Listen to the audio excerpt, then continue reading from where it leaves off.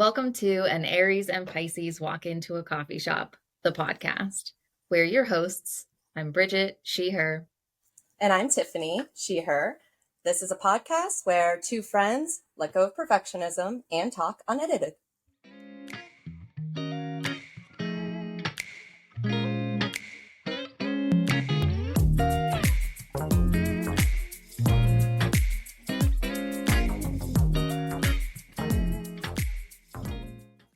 Hello. Hello. I did get the thought right before this that I was like, maybe at the start of each episode, we should mention like where in time we are, because I realized that since we're pre-recording and some of our episodes have gone out like well after we recorded them. Also, I think like just for my mind, I'm always curious when I'm listening to somebody else's podcast, like when did they record this? Like how long ago was it? Like how far out did they have it scheduled? I want to know all the like background behind the scenes details. Of course, this makes perfect sense. What happened to me is when we are setting up for them to go out, I see the date. So I'm like, I know the date. Right. It didn't occur to me we weren't mentioning that to anybody else. But I did just have this conversation last night because I went out with some folks impromptu because now that I live in Chicago, I can do that without too much planning now. And so I went out and one of them brought up the podcast and was asking about it. And I was kind of just like giving the spiel and like our experiment and how we were just recording for a while and then started releasing them. And then as I was saying it, I was like, oh, right. Because then someone else at the table was like, okay, so like what season were you in when like astrological season? And I was just like, oh, right. Because like I can't stop talking about the stars. You can't stop me. And so I'm like, well, I guess if you're paying close enough attention to know anything about the stars, you might be able to detective your way to when that was recorded. That was another thing I was thinking about, because I was like, you and I do talk very seasonally, whether it's astrological or just like the seasons of the year. And I was like, I felt like as I'm re-listening to them when we release them, I'm like, oh, wow, yeah, I guess maybe for like context for other people, it might be cool to have that. So anyway, we're in the end of July. Right now. Celebrating Leo season. I was very done with Cancer season. Which is ironic because it's another water sign, and as a Pisces, you'd think I'd be into it, but I didn't like Cancer season this year. It was necessary, but I didn't love it. Ingrid, do you see what is happening behind me? Oh, get down! Ingrid, right in my face. For everyone to see. Oh, Ingrid. She is peeking around. She just bolted into the kitchen because she knows she's in trouble. She's not allowed up there. She bolted into the kitchen, immediately turned around and peeked around the corner. And now she's just doing the stance and staring at me. Oh, what a jerk. Heavens. She doesn't like when I ignore her and I'm in her spot. So how dare you? Sit on my own couch. Dare you? I just like had the vision of, I have saved all of these like really fancy kinds of cat tree perch things that can like go on the wall that don't look like a you know, like carpeted cat tree. They look more like a decor or something like that. And I'm like looking at your shelf back there and I'm like, I see one like right next to it, but like real fancy, but just for Ingrid, so she can go up there and cause shenanigans that are approved. She hates approved shenanigans. Well, this is exactly why Chloe has a bed on the very top of the shelf in our living room. Yeah. Maybe I should plan for something like that so she can feel like she's being a rebel, but I can protect my plants and other knickknacks that she has knocked down. She's broken quite a few things.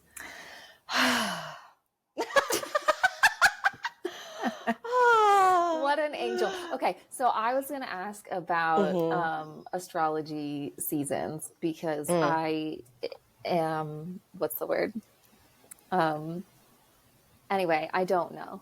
I don't know when the last season ended. I don't know when this season began. It was just began. recent. Okay. Also, as you were saying, that Cancer season, like, you know, you maybe thought like, water sign, this is going to treat me well, but it just didn't. And now that made me think, like, is Leo's a fire? Yes.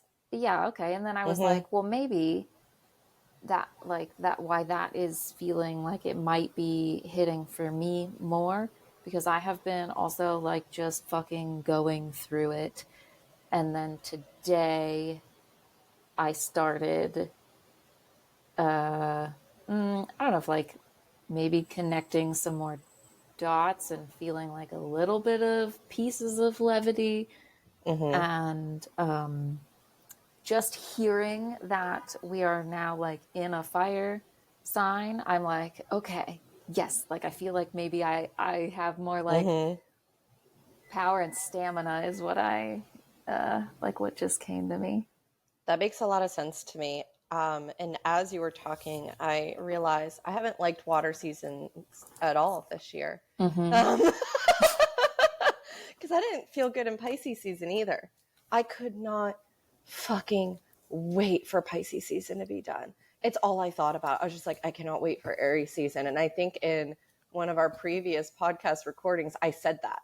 I'm having a flashback. I remember talking about that it wasn't going well for you, and I was very like, I don't know if like surprised, but like maybe a bit surprised to hear that it was so challenging for you. Yeah, because normally I get super stoked about water seasons, and even when they're challenging, I tend to find them comfortable, even in the discomfort. But these past ones, I just could not wait for them to be done. I was just like, literally felt like I was holding my breath, just tight, and just being like, okay, well, I'm just paddling along and just can't wait for another fire season to come rescue me.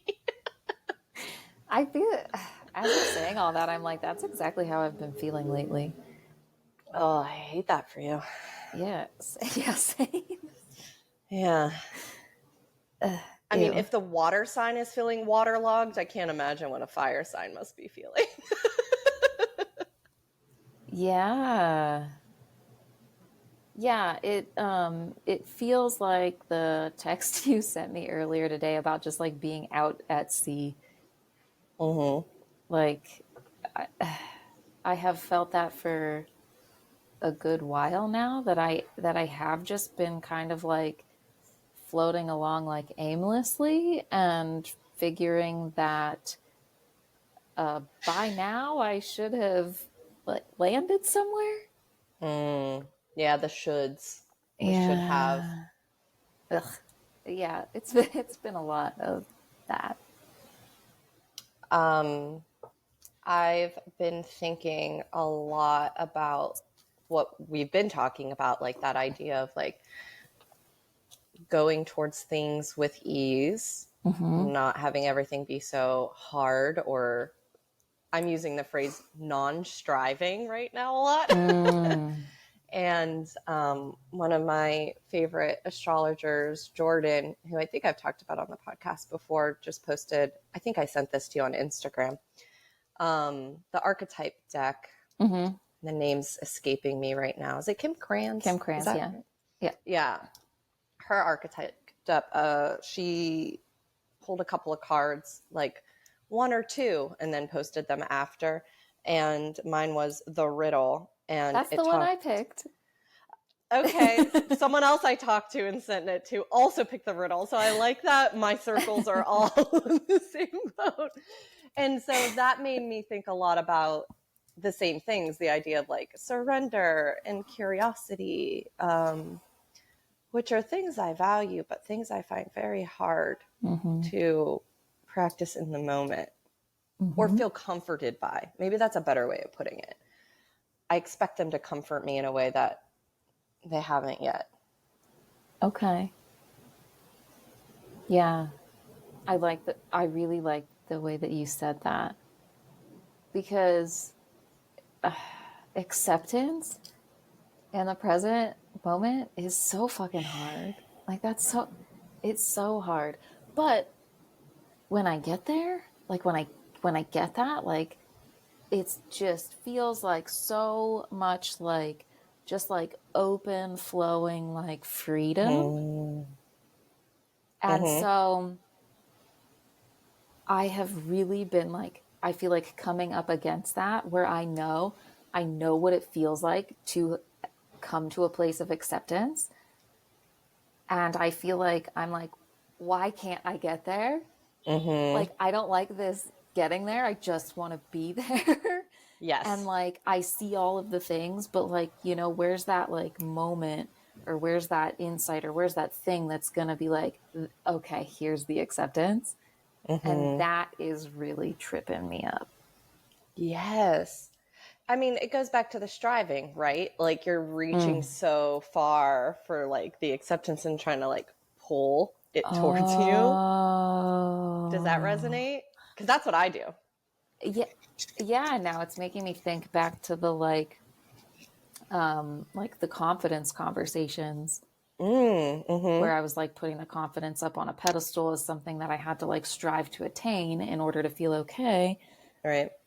So, but then realizing that like, oh, confidence is just something you build as you go along, and it's not something that I need to like attain. So now I'm trying to think of it in terms of like what's going on right now.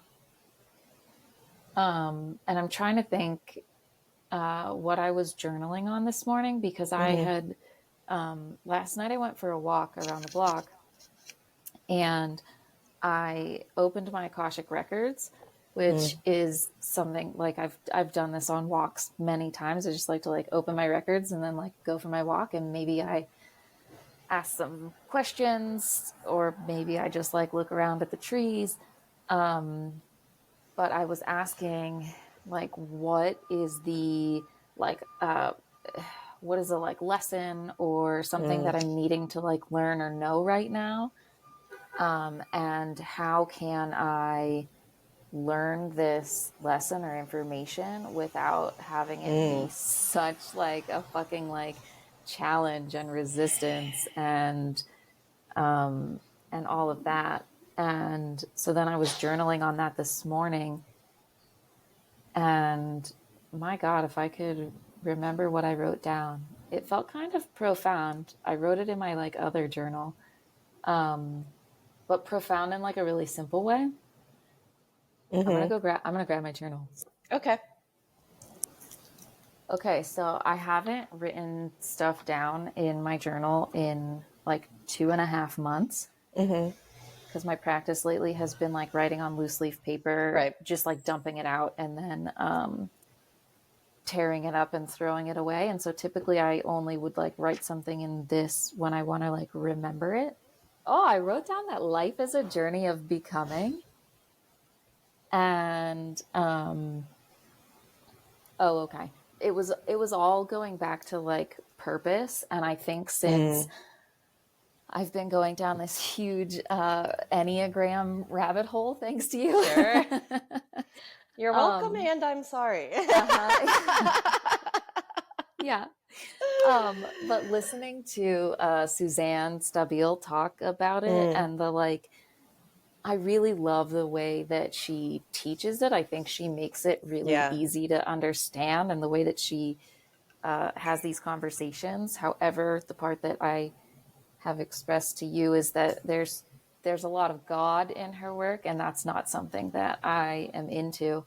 But I've been trying to take those pieces of the conversation. I think like I've been having a hard time like listening to some of those parts of those conversations, just because of my all of my religious stuff. Right. But the bit about like purpose, and I've also been having a lot, oh, I'm going everywhere. I have been having a lot of like conversations with myself about religion and like what I now don't believe in and what I do believe in. And I had a conversation with myself around like this thing of like purpose and feeling like we have to have some kind of like higher purpose. And that's pretty much like the reason for religion, and like looking for something like bigger than us or something to believe in. Mm-hmm. And this is a whole huge big thing. But anyway, what I determined in this journaling was that like I feel like I have gotten away from having like clarity around like who I am and what I do and what I want to do and how I want to show up in the world, and Mm-hmm. which all for me could be defined as like purpose, I guess. Mm-hmm. And it was just like it just came so like simply to me of that like I've been doing so much of this like personal work over these years that I was like I could just sit down and like write out a whole bunch of things about like me and who I am and who I believe myself to be. And I was like, I think I just needed this the space to like remember that, Mm-hmm. because I've been feeling down on myself about all of these fucking shoulds Right. and the like the societal things that, right, yeah, that I should be somewhere, should be having done something by now. And I'm like, if I just can tap back into those qualities about myself, then none of those shoulds like actually matter, as long as Mm-hmm. I'm just showing up as myself, like using my gifts and talents and like riding the ride. And I wrote down like playing, but then Mm. also like trusting in me and the way that I show up. And I think that I'm really leaning into this concept of like trust, from like the Enneagram language. Mm-hmm. So I thought that that was interesting. I like came to all of that today, and then I did kind of feel like lighter, because Oh, I've been like good. really, really fucking going through it. And that I Mm-hmm. think kind of helped to show some like light through the cracks. Yeah, like the corner got lifted a little bit. Yeah. Oh, I love that. I do think that oftentimes there is a lot of profound in the simple, which I think is something that Elle just wrote in their newsletter, Mm. because you sent me something about that idea of purpose. Yeah. And when I opened it, right below was a newsletter from Elle. So I read the thing you sent me, and then I opened up the thing from Elle. And theirs, I think, was about a dedication to practice, if I'm remembering correctly. But the first thing was talking about like keeping it simple. And it just kind of like gave me all of these little like click into place. It's like a dominoes. It felt like a domino hitting all the other dominoes throughout my past of like all the Mm. ways I've gotten that same message. Like simplicity, keep it simple, make it easier. Like don't overcomplicate the thing, which I love to overcomplicate a thing. Oh, I'm so good at it. Same. So simplicity is something I've been working on. So I really like that you said it was something so simple, because I do think that that is normally the most profound. Mm-hmm. And what else popped up for me as you were talking? Oh, I also am finding a lot of value in listening to Suzanne Stabile talk about the Enneagram. I think it's making my perspective open up in a way that I haven't really been able to do, because I've been so self-protective this Mm. year. And if I'm being honest, my life, but this year I've become acutely aware of the ways in which I'm very self-protective, and it's been helping me find a little bit more compassion for myself and others, which Suzanne talks about. But listening to her podcast, she comes from a Christian background. She talks to a lot of people that are Christian. And I think I said this to you on the somewhere about how it's refreshing on one hand, because a lot of the Christians she's talking to are very aware of the problems, Mm. and Mm-hmm. sometimes have even had to unpack and heal through that themselves. And yet they're still Christians, so they have all this Christian language. And I was having a difficult time too. And what I realized what it was it was like fatigue from having to translate it. Because what they were saying, fundamentally, I agreed with. And yet they were using the language of the Christian church. And I was finding it very hard to hear those words, translate it into my own words to get to the same message. And I was just like, after I listen, I can't like binge that podcast the same way I binge other podcasts, because after an episode or two I've done, I like afterwards I was like, why am I so exhausted? And I'm like, because you're translating constantly. And it's not even just like, oh, I have to translate it. It's like an emotional wall I have to jump over to also translate it. And I found that so interesting because I still think I would say I don't have a lot of religious trauma. Like I don't have that. Like I don't have a lot of that in my background. And then as I'm like realizing I'm affected this way by this translation emotional hurdle problem, I started considering how deeply ingrained it is just in society. Yeah. The same way we talk about like, wait, I think that's capitalism. I'm like, wait a minute, I think that's like, it's all so interwoven. Yeah. That even though I don't feel like I have not that I don't have any, I have a bit, but mine, well, here, this is the comparison thing that we do sometimes, right? Mine's not as bad as most people that I know who have that. And so I must not have it. And I think there's value in listening to it and doing that translation work for me, because it is making me see how we all are talking about the same things most of the time. But also I'm finding it a little bit more work than I'm used to having to do.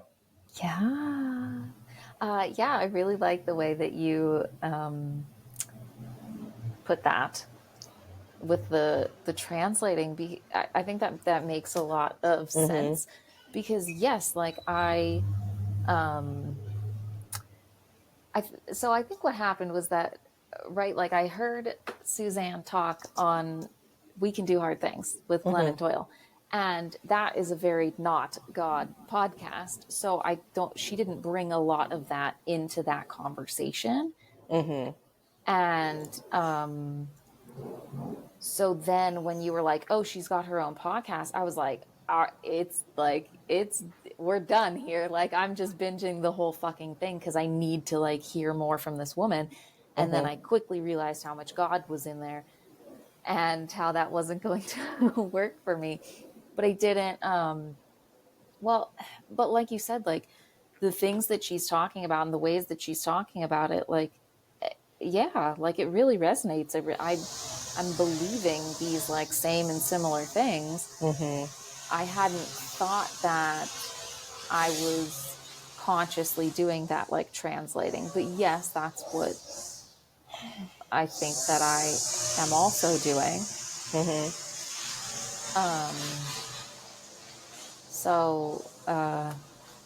Sorry, I was distracted. Is there like lawn work or something going on? Someone just started. Yeah. Don't do that. Across the way. Don't you know we're busy here? We're doing important work. And now it's starting on the other side too. Oh my God. Well,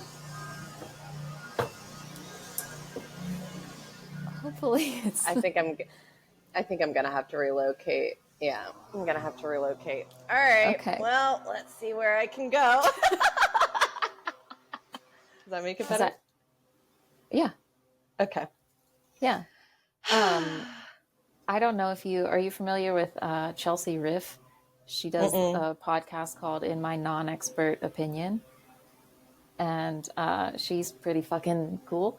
But she had this post on how she does her podcast like on a bed, like under covers. Just like it's like her like in her like laptop like under this like comforter. And Uh-huh. I thought that was brilliant. Yeah, I've heard of people like recording in closets for that purpose. Mm. Like, because like you're in an enclosed space and then all the clothes are like a good like sound. What's the word I want? You know what I'm talking about. Like a buffer Um, or like a mm-hmm. Um, uh, I yeah. love this apartment, but I also need to have the windows open for airflow, and it is noisier. And it's ironic because a lot of times when like the lawn people come, they're only taking care of those little patches of grass between the street and the sidewalk. And people are walking through there and letting their dogs through there all the time. So it's like these sad little scraggly patches of just little tufts of grass. And then like this industrial lawnmower going over it. And I'm just like, what are we doing? Like, For real. humans can be so neat and also so nonsensical. Yeah. But anyway, that's enough ranting about the industrial lawn complex. I could go on for hours. I have Uh-huh. so much rage about it. But we were Same. talking about the Enneagram, I think, and Mm-hmm. Suzanne Sabile Yeah. translating religious talk. Translating. Right.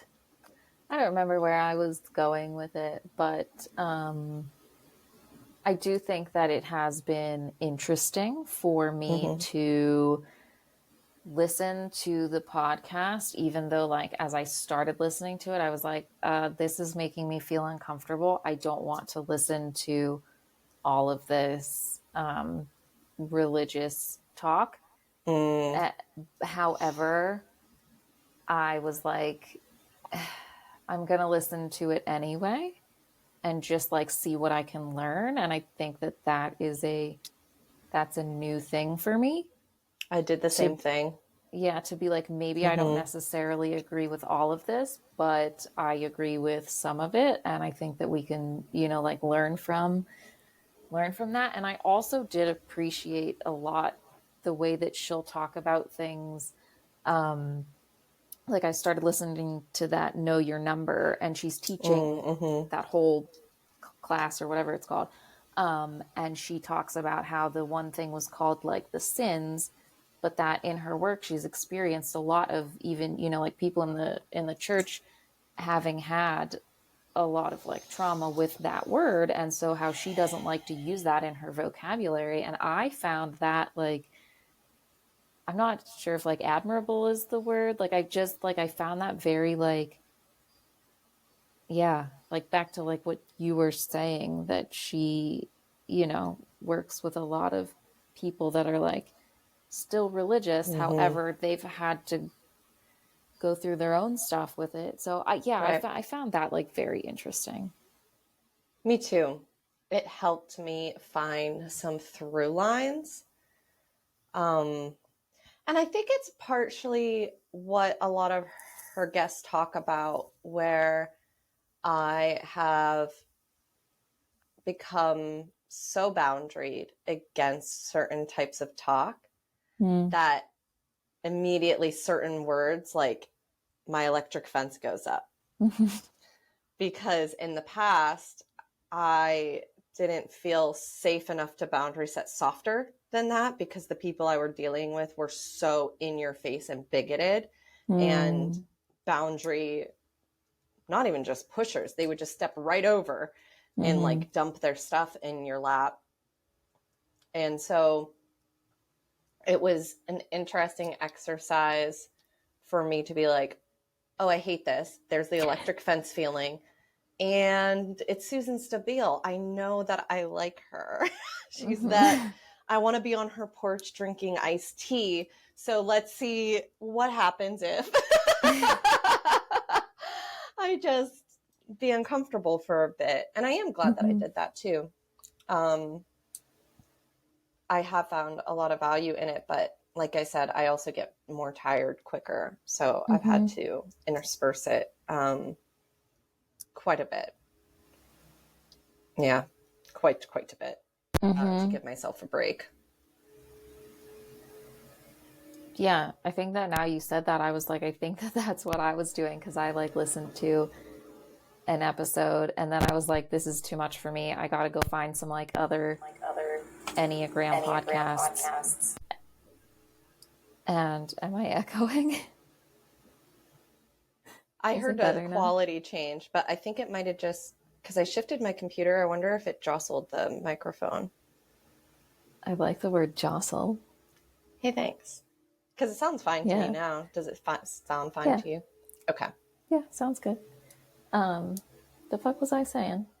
You were talking about how you had to go find Oh, another podcast in yeah. I between. had to go find some other podcasts and I found a couple and like I sent you a bunch of those episodes. Mm-hmm. And I think like I wasn't finding what I was looking for. And what I was looking for was Suzanne to do what she does without the God talk. Yep. And so I kept like going. So after like listening to these other podcasts, Mm-hmm. and being like, this is just like not really what I'm looking for. It is helpful in some aspects, but then going back to listen to her talk about it, and like really appreciating the way that she does teach. And yeah, it's been an interesting. I'm like so blown away by the fucking Enneagram now. And I have been like introduced to this thing so many times, right? And I I thought know, it was, sometimes by me. and I thought it was so funny when we were texting each other and you were like, yeah, or Marco Polo, something. We were talking Mm-hmm. in some fashion. And you were like, yeah, I think like the last deep dive I went on it was in October. And I Mm-hmm. didn't respond this back to you, but I was like, yes, it was in October because that's when I was doing that like dog sitting trip. And that's all Oh. that I was doing while I was there because you asked me about it then. And that's when I was like taking all the tests and like doing all the things. So I was like, yeah, you're right on point. It was definitely October. And I had forgotten about it from then till like now again. Mm-hmm. Um, but I think that it's funny that like I had been introduced to it so many times and just never quite feeling like it like clicked or really did Mm. something for me. But I think like this time around, maybe since I had been going through this like rough patch, I think that like I wanted the Enneagram to like tell me what was up. Like Mm. I wanted it to like fix the thing I was going through, and so I was like, I must learn literally everything, and it's gonna tell me, right? Like it's gonna tell me what I need to know, and it's gonna fix this shit that I'm going through, and it's Mm-hmm. gonna be the thing. And I realized that I was doing that, so I'm proud of myself, Mm-hmm. um, for that, and I am now choosing to allow myself to continue to learn about it, but maybe not in as obsessive of a way. Yeah, I understand that because I've definitely done that as well, where you find something that feels resonant or is opening up your perspective, making you feel different about things. And I definitely get stuck in that trap of like, oh, this is going to be the thing that heals me. Like, Mm-hmm. this is the secret. I found it. Mm-hmm. And nothing's the secret. It's all the things. The spiral staircase, Right. it's all intersectional. You have to layer the stuff and the practicing and the learning just over and over and over, which I've been Yeah, I thinking do about a have to lot. like, I have to constantly remind myself that that this is not going to be the thing, but it can be a thing. Like it can be Yeah. a piece in the puzzle. It's not going to be the entire fucking puzzle, right? Mm-hmm. Yes. And I think one of the things I like about the Enneagram so much is that it's not only about learning your own number, it's very interconnected. Like every time you listen to something about your number, inevitably you're going to end up talking about two or three other numbers just because of the way that humans are interconnected and things overlap. And I really appreciate that. I find it making me much more, I've always been a curious person, but I think it's making me more open and more curious about people, especially ones I don't get immediately or even don't like. And that's been a really nice side effect that I wasn't really expecting from the deep dive, but I've definitely noticed it start playing out in practice. And it's also part of like my energetic boundary setting experiments that I've been doing, like figuring out ways to not be so affected and open about everything, because I get really inundated and overstimulated, and thinking about like how to pull my energy back for me and choose when and where I share it and open it, or, you know, if I'm receptive or not. And I just traveled for that dance intensive, and I was in a room oftentimes with like 20 some people, all very different, a lot of which I've never met before. And I found myself feeling way less reactive because I was casting my mind back when I've been in those kinds of scenarios in the past, and like how much everyone's dynamics would affect me. And it was really neat to be like, oh, I'm just a witness, because like I could just watch this unfold and I don't have to do anything about it. There's the energetic boundary setting. And then it just made me like passively more open and curious about people, where I was just like, oh, that's interesting. That's the way you handle that. Oh, this is like data. Again, like taking like, you know, some of the stickiness of all the feelings or stories and just being like, oh, okay, so when you're frustrated, it comes out like this, and not having to have like a big emotional feeling about that was neat. Yeah. Yeah. I raised my hand a little bit in there when you were not looking. But I wanted to know if you could call on me and if you could teach me also how to do that, because I really need it.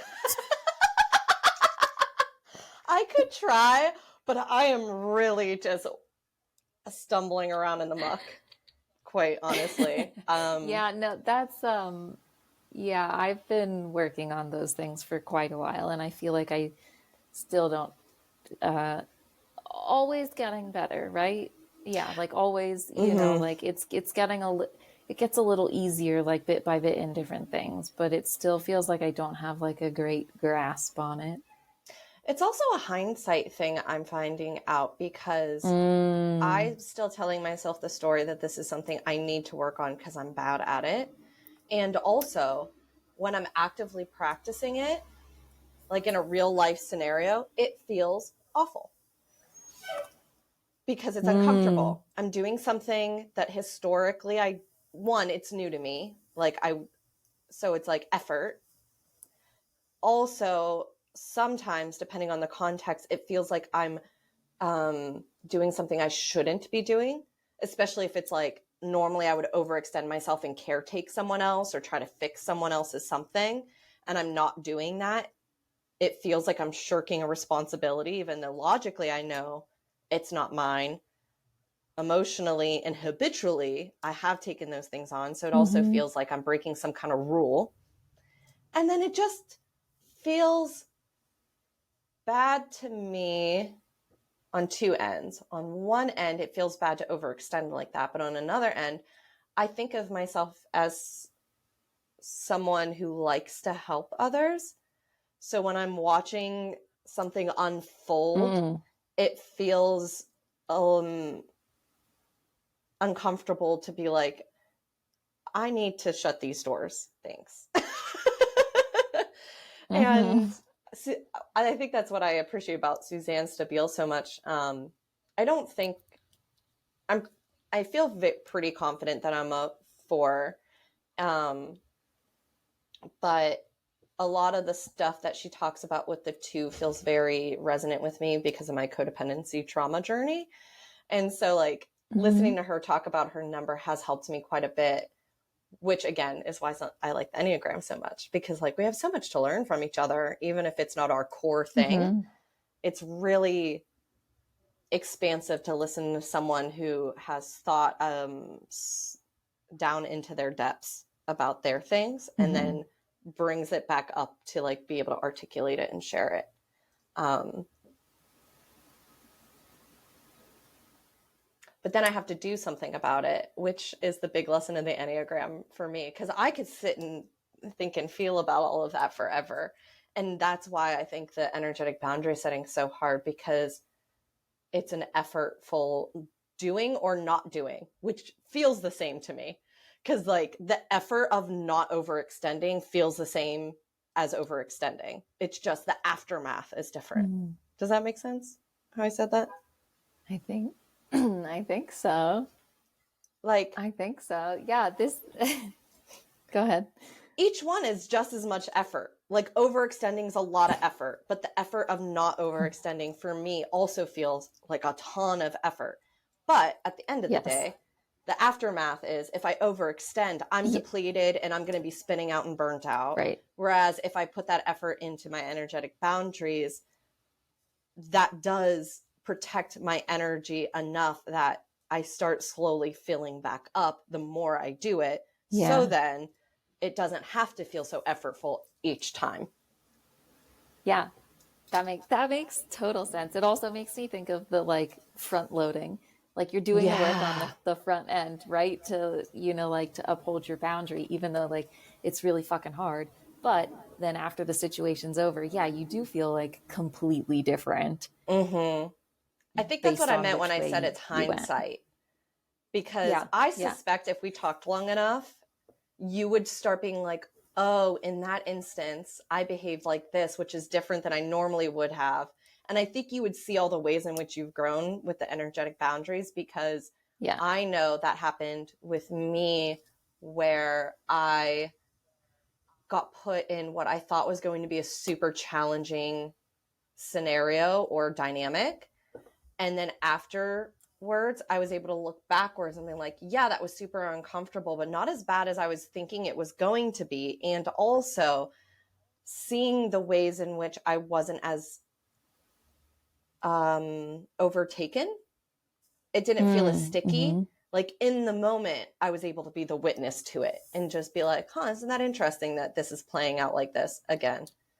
And not also feel the sticky, inundated, overstimulated thing because of the work I had been doing. Yeah.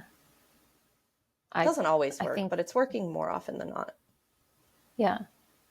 We're doing an excellent fucking job. And as you said that, I was like, there are definitely like, there's at least like one example that I can come up with in my mind right now that is like, oh, this is a clear indicator of my progress.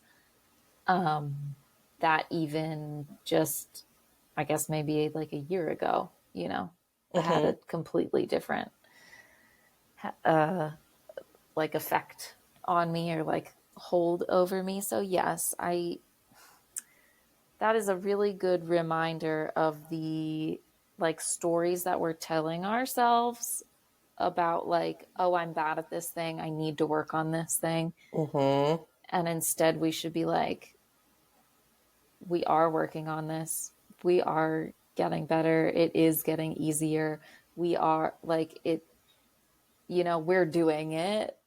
Yes, we are doing an excellent job. Yeah, we're doing fucking great. We're doing fucking great. And as I hear you say like four Enneagram things, and I have been like so torn between whether I'm a 4 or a 6. And I just like, I really want to like sit down with somebody that knows the Enneagram and have them like ask me questions. Like I just want to be asked questions so I can like come to that like clarity and like understand like the differences and similarities like in between them, so I can be like, oh yes, this is me, no, this isn't me.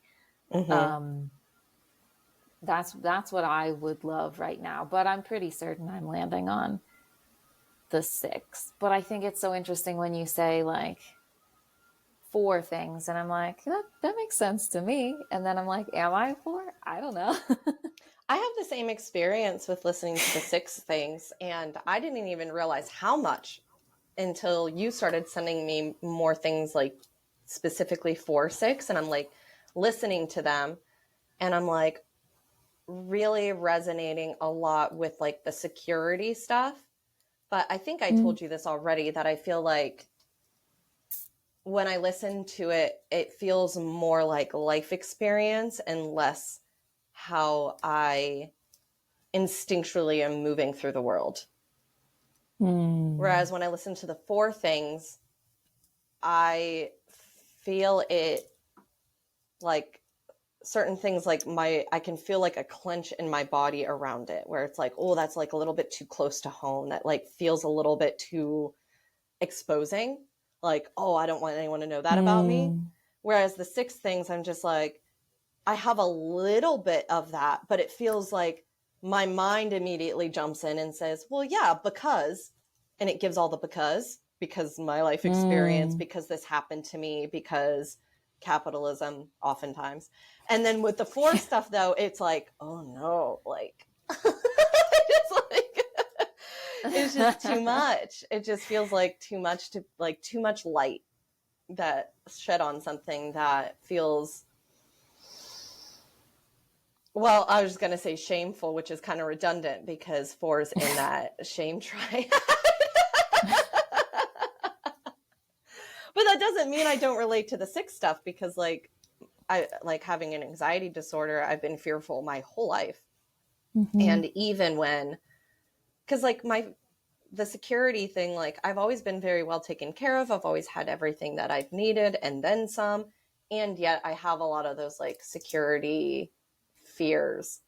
But I think that's just learned. It doesn't feel like part of my deep motivational things.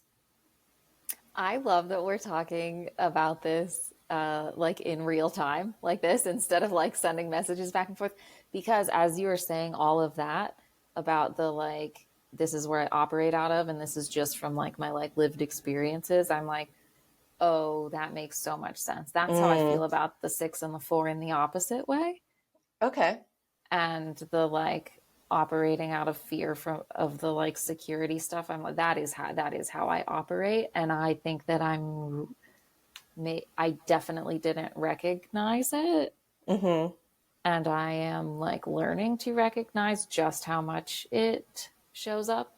But I think like as I looked at all the like the 4 stuff, and I was like listening to that episode with Glenn and Doyle, and I was like, oh, I'm definitely a 4. Like I so resonate with all this stuff. But then like I was like, I can talk about all of that. I was like, that doesn't feel, like, whereas you're like, ooh, I can't, this is vulnerable. Like, I can't talk about that. I'm like, oh, I can talk about all of it. Like, like working on all that stuff. That stuff is like really big in my life. It's been really challenging. But like, I'm totally like, it doesn't have that like stab me in the chest feeling. Whereas I think like realizing the like fears and the security and the safety stuff underlying literally everything, I think that I didn't want to accept that is what was underneath of everything. And now I'm like, oh shit. Because the more examples you find, the more seen you feel, which feels scary. It's vulnerable. Yeah, it's super vulnerable. To the point where there was someone else I knew was really into like personality tests in general, and they were looking into the Enneagram. This was back in October when I like really went through a fixation.